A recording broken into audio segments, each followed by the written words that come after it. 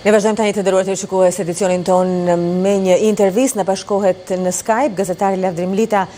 Lavdrim, përshëndetje dhe mirë se vjen në studio. Ne sigurisht flasim për atë që është çështja e ditës, zyrtarizimi tashmë i kandidatëve si nga ana e kampit socialistë dhe demokratëve.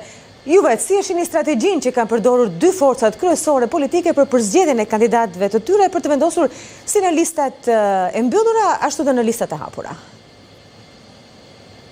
Kanë zgjedhur dy strategji të ndryshme, por kanë një objektiv të vetëm. Edi Rama në listën e mbyllur ka futur njerëz pa kontribute cilësore në Partinë Socialiste për shkak të moshës dhe angazhimit të ri në punët e qeverisë. Disa ministra janë futur në listë të sigurt dhe një pjesë tjetër janë bijtë e baballarëve që kanë qenë deputet. Pra me një farë mënyre janë disa anonim të suksesshëm. Nga ana tjetër, Partia Demokratike ka bërë që lista e sigurt të jetë me njerëz më besnik të Sali Berishës, njerëz që ishin larguar në 2013, Josefina Topalli dhe aleatët që janë në vende të sigurta, Fatmir Mediu është në vend të sigurt, Dangjel Dule në vend të sigurt, janë të njëjtat shkrytyra të 2013 dhe janë besimtarët e kultit të Zotit Berisha. Por objektivi i përbashkët është që pas të zgjedhjeve me votat e listës së mbyllur të dy partive mund të shkojmë 94 vota për ndryshime kushtetuese në shtator në legjislaturën e re për të ndryshuar reformën e ndërtimi dhe për të shkrirë stakut. Njëra anë ka deputet anonim, PD-ja ka deputet besnik, por të dy palët kanë deputet që nuk bëjnë rezistent ndaj porosive të kryetarit. Ju e shikoni që po luajnë me dy lojra dhe me dy regjistra të ndryshëm, por objektivi është njëjtë si pas meje. Unë e lexoj kështu. Ju me të drejtë thatë që Berisha ka zgjedhur në këto lista ata që janë besnikët e tij të bindur. Cila është arsyeja që fshihet pas asaj zgjedhje? Pse i ka siguruar ai këta besnik në listën e mbyllur? Çfarë i friksohet? Sepse duket apo jo sikur i friksohet diçka edhe do që të jetë i mbrojtur me këta përfaqësues në parlamentin e ardhshëm të Shqipërisë. Është qartë që lista nuk perceptohet si ndryshim i madh politik.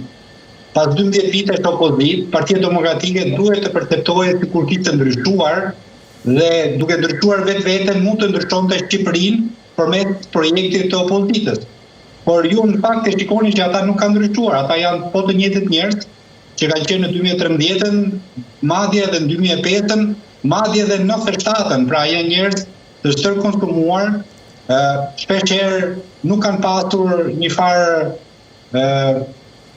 prezente parlamentare, janë njerëz të zakonshëm apo deputet normal që i binden urdhrave dhe porosive të Zotit Berisha. Ndoshta ai ka në mendje skenarin e 12 majit, një ditë pas zgjedhjeve, pas rezultatit, nëse do jetë negativ, ai nuk do ketë kokçarje brenda partisë, sepse jetmenët që ka përzgjedhur në grupin e tij parlamentar nuk do të kërkojnë ndryshime të mëdha politike, madje do të jetë kundërta. Është e njëjta gjë që ndodhi Lulzim Bashës në 2021, kur grupi parlamentar e mbështeti në rikonfirmimin brenda Partisë Demokratike, sepse ishin përzgjedhur nga Zoti Basha. Pra është e njëjta logjika e kryetarëve, por kjo është një problem për opozitën kur nuk perceptohet si ndryshim.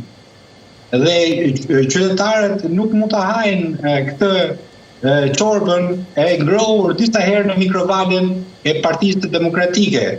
Dhe sot Berisha o për sklerozë, o për hipokrizi tha që lista e mbyllur ishte gabim dhe ne do ta ndryshojmë. Në fakt ka qenë Zoti Berisha që ka kërkuar listën e mbyllur me 26 korrik të 2024-s. Hapni arkivat, është deklarata e Damian Gjiknurit, i cili deklaron se e kërkoi Partia Demokratike listën e mbyllur dhe pjesën më të madhe të jetë e hapur. Pra, është ai që ka kërkuar, sot për shkak të situatës që është jo fort pozitive, ku shumë njerëz nuk flasin, por ne i perceptojmë që janë të pakënaqur, sepse nuk ka ndryshim. Aleatëve i kanë dhënë më shumë se ç'duhet brenda Partisë Demokratike. Ilir Meta Partia Lirisë ka marrë 4+1 në listën e PD-s, por ajo nuk i ka më ato votat që ka pasur në 2021. Lideri i saj është izoluar, partia është çatrafillosur, strukturat kanë firruar dhe ti nuk mund ta shpërblesh një aleat kur ai nuk të garanton, përkundrazi të lufton brenda listës të hapur, sepse Ilir Meta do kërkoj vota për listën e hapur dhe kjo për llogari i heq vota një kandidati demokrat brenda listës së hapur. Është në këtë mënyrë kodi elektoral, në këtë mënyrë lista që ata luftojnë njëri tjetrin për 2-3 vende, sepse koncepti i listës së hapur është magjoritar. Të gjithë garojnë me nga një vot për të dalë përpara tjetrit. Kurse logjika e listës së mbyllur është magjoritar, ku të gjitha votat i shkojnë partisë në fakt, nuk i shkojnë kandidatit. Nga ana tjetër, duket sikur kryetari i Partisë Socialiste Edi Rama i ka lëshuar xhaketat e vjetra. Me këtë do të fitojë ai zgjedhjet, me të rinjt apo me të vjetrit? Shikoni sa interesante.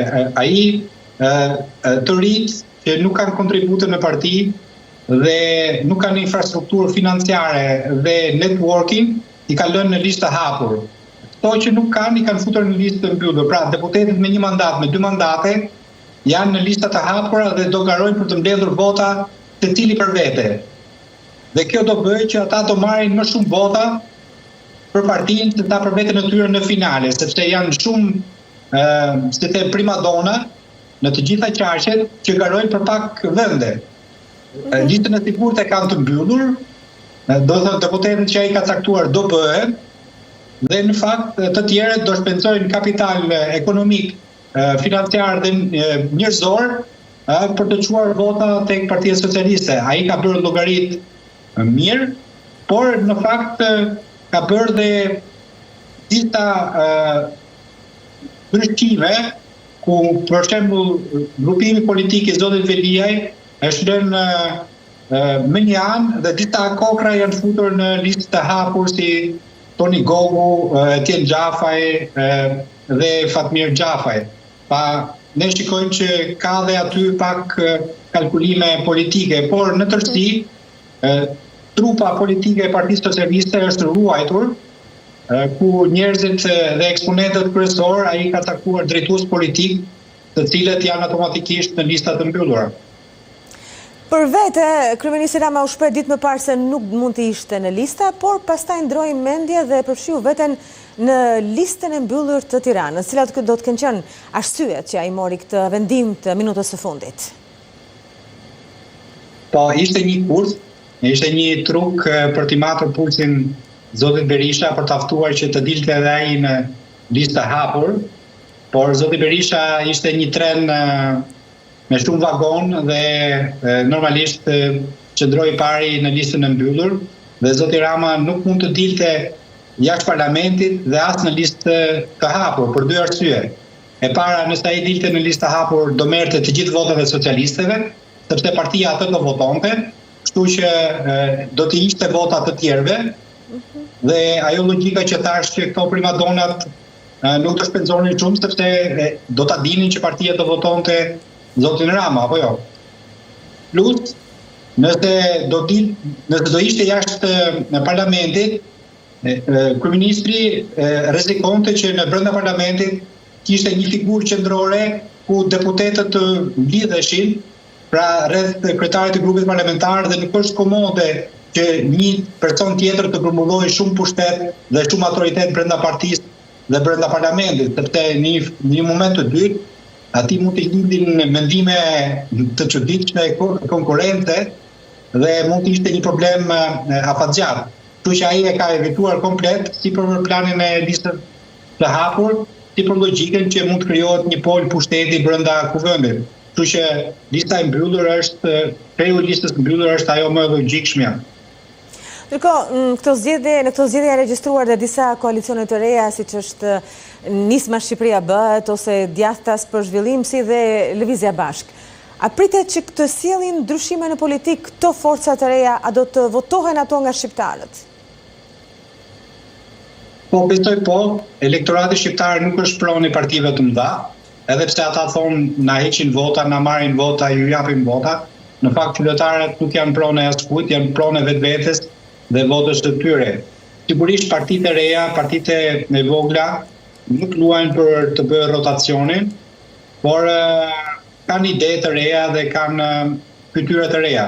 Për shembull, koalicioni Euroatlantik i drejtuar politikisht nga zoti Basha ka pothuajse të gjitha fytyrat e shtresës mesme, nga mjek, profesor, avokatër, mësues, veteriner, pra njerëz të zakonshëm që tentojnë të futen në politikë. Kështu kanë dhe partitë e tjera, pra njerëz që përfaqësojnë shtresën e mesme dhe jo oligarkinë e biznesit, apo njerëzit e varfër apo klasën punëtore, siç i përfaqëson zoti Qorri, i cili më duket se ka bërë një gjë që me logjik nuk do të futet në parlament sepse është rënditur i dyti në listën e Lëvizjes së Bashkë dhe mendoj që e ka me qitje të largët që nuk do të futet në këtë parlament, por do ta ruaj veten për një diçka tjetër, ndoshta diçka më të mirë në të ardhmen dhe është logjika e vetvendosjes që duhen pakmën 10 vite, 15 vite politik aktive që ti të arrish një rezultat të mirë. Kurse për 4 vite, siç e ka zoti Qorri, pra politikë aktive në të nivelit lart, është shumë shpejt dhe elektorati nuk të pëlqen, por nuk të voton. I e pëlqyeshëm mediatikisht, vjen një djalë i mirë, flet mirë, argumenton mirë, po ditën e votimit ata thonë mos ta çojmë votën tonë dëm, sepse ky nuk do ndryshimin e pushtetit apo ndryshimin e qeverisjes. Ky kërkon aksesin në podium për të përfaqësuar idetë e tyre. Shumë nga këto partitë që ju përmendën kërkojnë aksesin në parlament për të bërë politikë dhe jo për të bërë rotacionin. Fatkeqësisht sepse nuk i kanë numrat dhe nuk kanë një klasë drejtuese brenda tyre. Ju e shikoni që nëse ju i merrni edhe në televizione, ata janë 2-3 veta, por 2-3 veta nuk mjaftojnë për të ndryshuar pushtetin në Shqipëri. Ndërkohë kryefjala këtyre zgjedhjeve ka qenë vota e diasporës. Sa mendoni që do të ndikojë diaspora me votën e saj në ndryshimet politike në Shqipëri, duke marrë parasysh faktin se ajo shumë e paparashikueshme? Është një gjë shumë e mirë që diaspora do të votojë në një palë zgjedhje parlamentare.